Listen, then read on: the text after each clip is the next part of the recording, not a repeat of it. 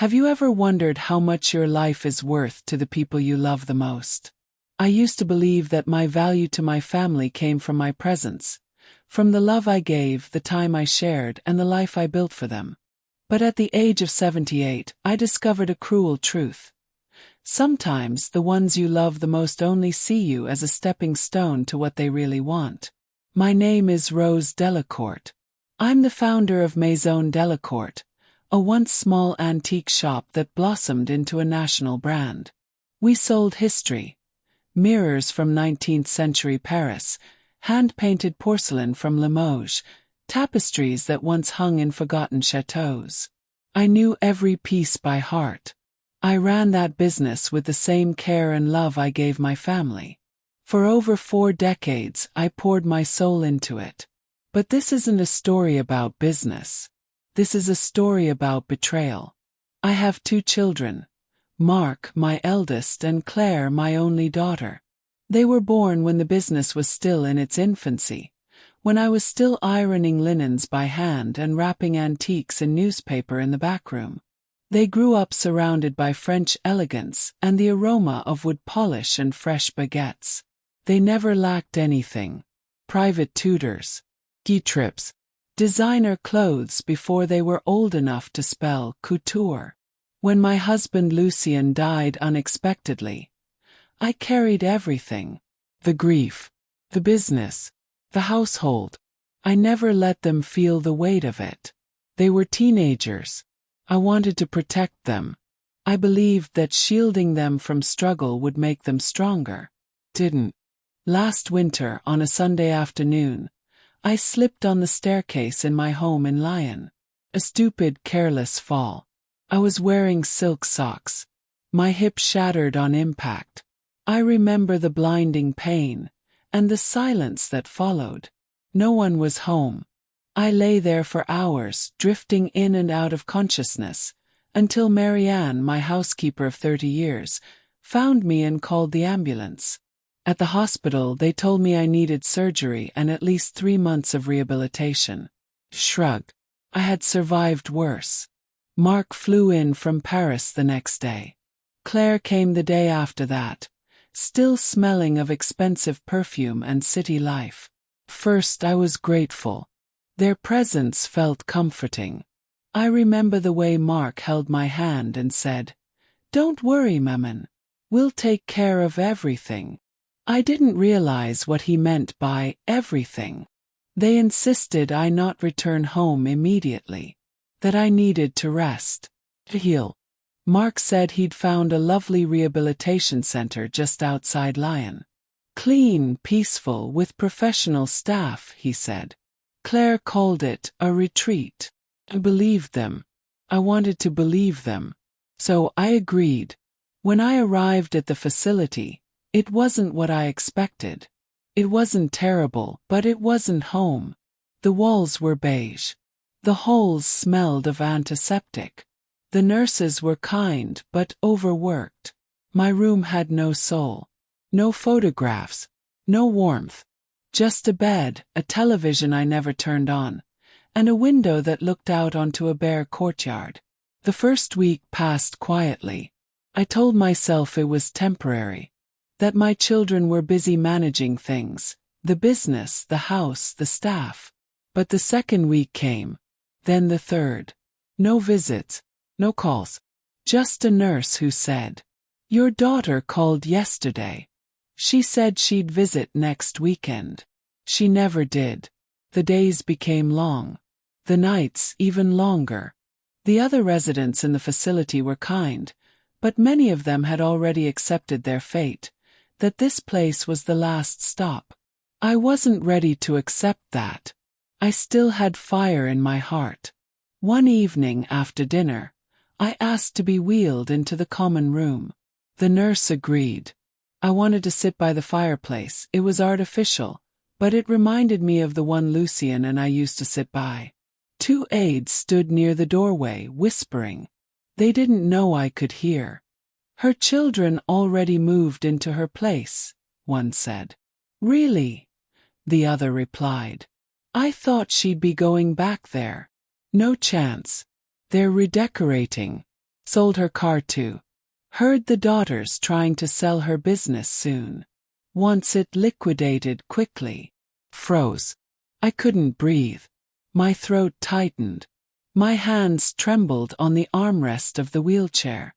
Was it true? Had they really replaced me already? The next morning I asked the nurse for a phone. She said she'd have to get approval from my son.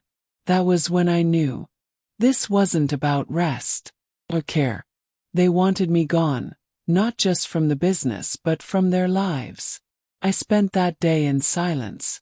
I stared out the window at the gray sky and bare trees and realized something I never thought I would. My children no longer saw me as a mother. They saw me as an inconvenience. Delay. An obstacle. That night, lying alone in bed, I thought of Lucien. Of the nights we stayed up counting coins to pay staff. Of how he used to kiss my hand and call me La Reine du Marais, the queen of the old quarter. He would have protected me. He would have never let this happen. But he was gone. And I was alone. I remembered raising Mark, staying up with him through fevers, learning to tie a tie before his first formal dance. I remembered Claire's ballet recitals, how I used to sneak out of the store just to catch the final act. I remembered giving them my life. And now they were giving it away. Before I had even taken my last breath, something inside me cracked. Not from grief, from clarity. It was the moment I realized I still had a choice. I could let them take everything, or I could fight. The night after I learned what my children were doing behind my back, I didn't sleep. I stared at the ceiling in that lifeless room, feeling more awake than I had in years. Not because of fear, not even because of betrayal, because of clarity. I had raised Mark and Claire with love, too much love perhaps. I had protected them from everything. I never allowed them to see me struggle. I carried the business and the grief of losing their father on my shoulders, so they could run free. I gave them privilege. And now they were repaying me by locking me away and selling off my life piece by piece, as if I were no longer a person, just a possession. They had miscalculated. I may have been in a wheelchair. I may have had silver hair and wrinkled hands. But I still had a mind sharper than most, and a heart that had survived more than they would ever understand. At dawn, when the first rays of weak winter sun began to touch the pale hospital walls, I pressed the nurse's call button. She arrived a few minutes later, her smile polite but tired. "Can I help you, Madame Delacourt?" "Yes," I said clearly. "I need a phone. My own. And I need privacy." She blinked. "I'll have to check with your son." "No, don't. I'm not incapacitated. I'm not under guardianship. And unless you want to hear from my attorney, you'll bring me a phone. Today." She hesitated, but something in my tone must have reminded her of who I was, who I still was. An hour later I had my phone. The screen was dusty. My hands shook a little. But I knew exactly who to call. Her name was Elodie Marchand. She had been my assistant for 8 years. She started at 21.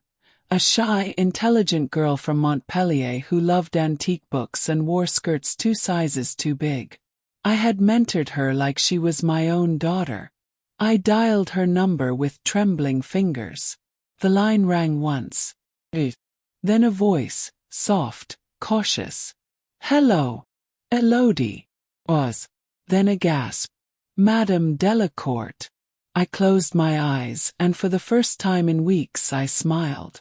"Yes, I'm alive. And I need your help." She was at the facility within 4 hours. When she walked into my room, I barely recognized her. Gone was the shy girl I remembered. Before me stood a poised, confident woman in a navy blue coat. Her dark hair swept into a bun, a leather folder clutched to her chest. Her eyes welled with tears the moment she saw me. She rushed to my side. "They told us you were resting. That you didn't want to be disturbed." They lied, I said. She sat beside me, holding my hand.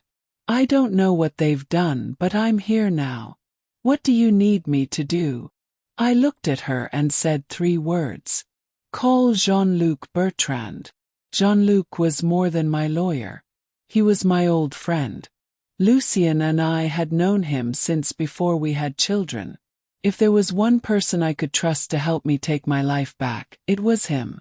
That same evening, Jean-Luc walked into my room, his heavy briefcase in hand and disbelief on his face. Rose, he whispered. What have they done to you? I told him everything. About the facility. About Mark and Claire moving into my home. About the whispers I overheard. About my car. My business. By the time I finished, his face had turned crimson with outrage. We'll fix this, he said, slamming the briefcase on the table. I need you to sign a few documents first. We're taking back control. That night, we began to undo their betrayal.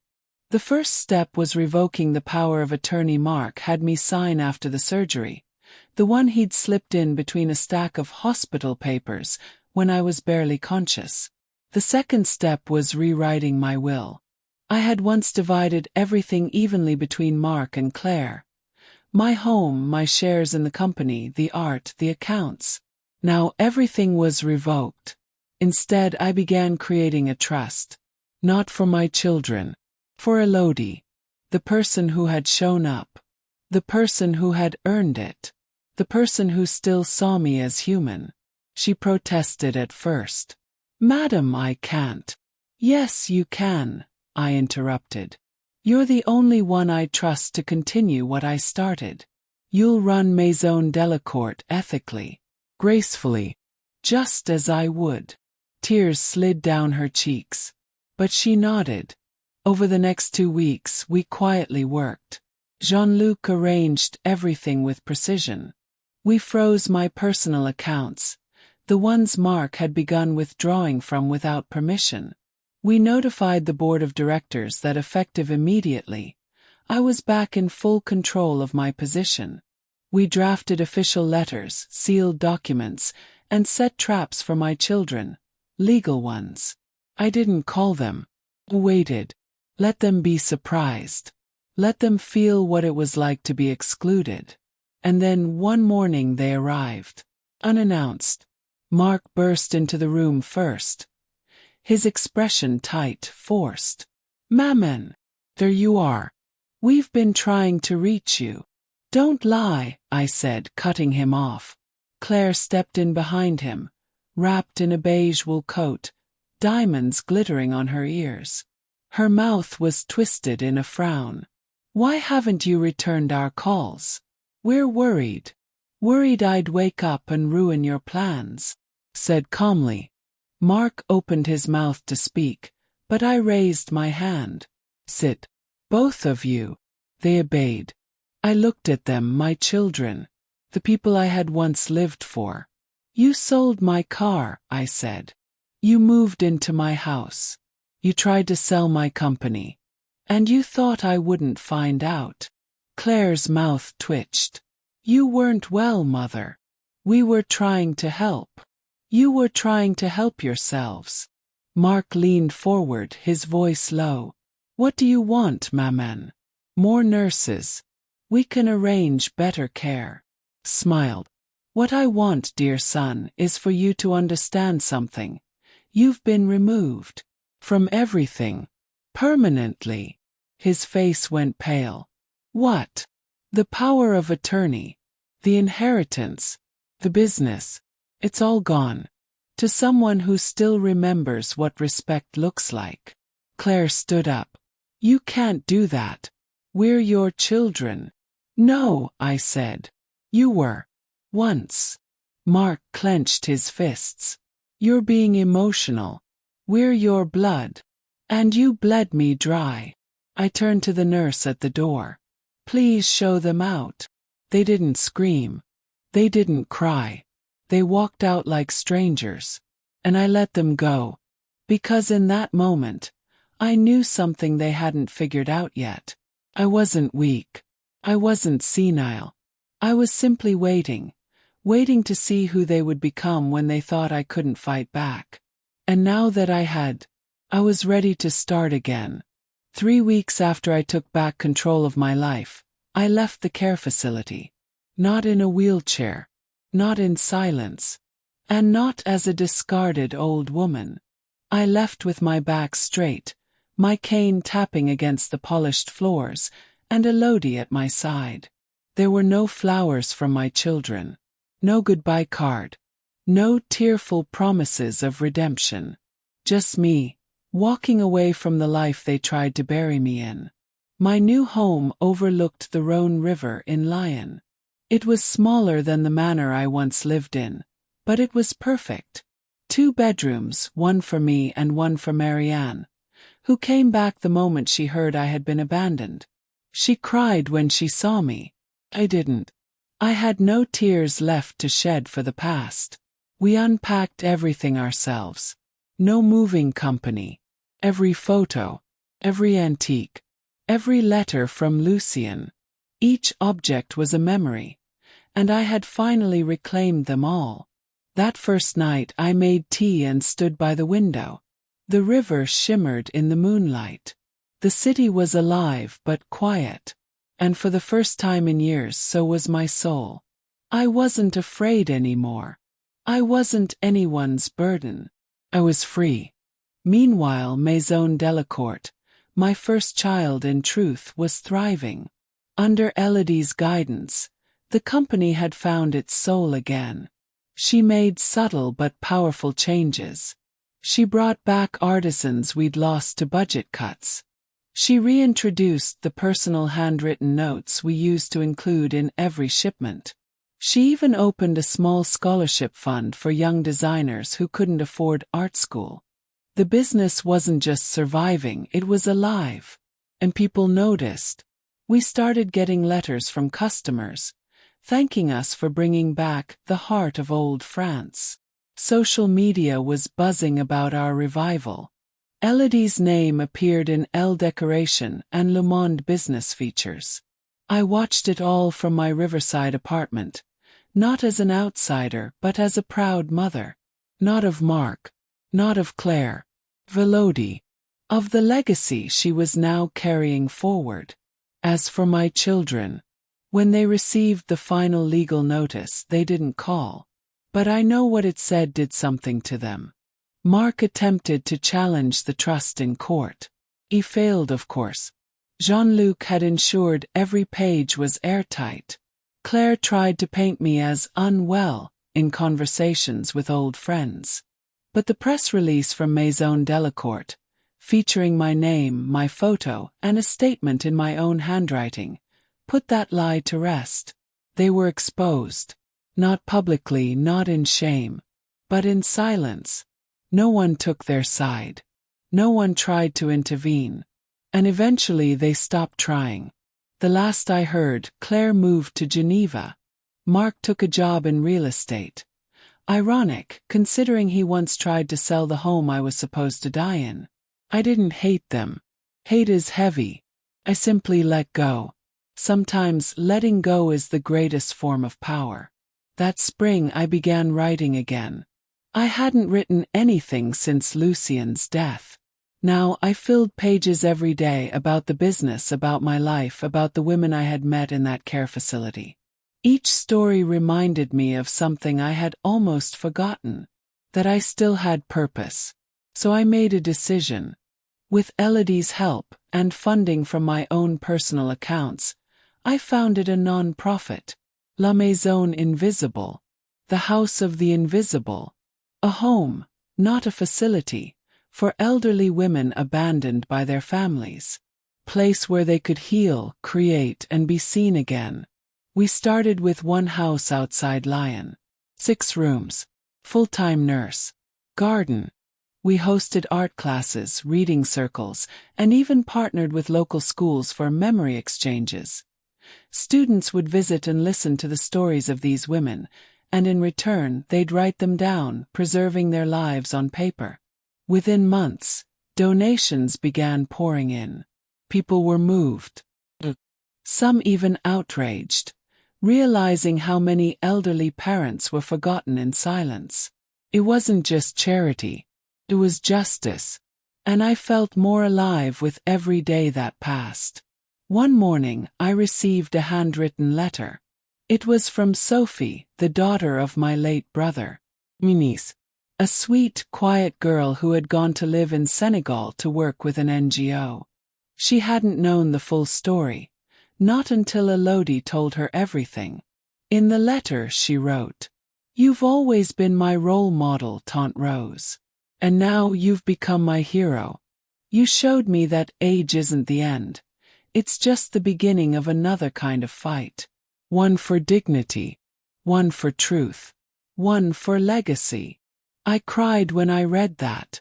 For the first time in a long time, my tears weren't from pain. They were from pride. 1 year after I left the nursing home, we held an anniversary celebration at Maison Delacourte's flagship store in Paris. Lodi gave a speech. She thanked me in front of hundreds of guests. Then she handed me a small box, wrapped in gold and crimson paper. Inside was a brooch, an antique oval-shaped pin engraved with the words, "For the Queen of Lion," Lucien's nickname for me. I pinned it to my chest, not as a memory of what I lost, but as a crown for what I reclaimed. Now I wake up every morning with joy in my chest. I drink my tea by the river. I walk with Marianne in the park. Write, build, fight still. Because I am Rose Delacourte, a woman who was forgotten and remembered herself. They left me in a nursing home for my fortune. They thought they could erase me, but I showed them I am worth far more than what they ever imagined. Not because of my bank account, not because of my business, but because I refused to let betrayal define me. I chose purpose over pity, power over pain, dignity over dependence. And now I live not just in the stories I write, but in every woman who walks through the doors of La Maison Invisible, every customer who enters a Maison Delacourte shop, and every heart who hears this story and decides, it's never too late to take your life back.